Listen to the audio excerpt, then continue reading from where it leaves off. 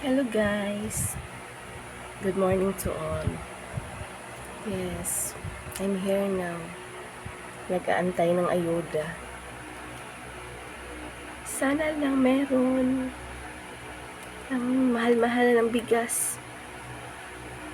Nangayayat na tuloy ako. Tingnan nyo, oh. Lumiit na ang braso ko. Kasi, pina-priority ko yung mga anak ko na makakain. Ay, naku. Nasaan na ba yung 20 pesos na presyo ng kilo ng bigas? Sakit sa ulo, sakit sa bulsa.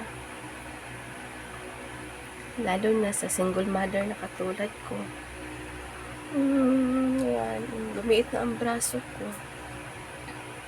Nangayayat na talaga. Pati tiyan ko. Oh, goodness. Na-flat na ang tiyan ko. Oh my God. So, have a blessed Friday everyone. Ingat sa lahat.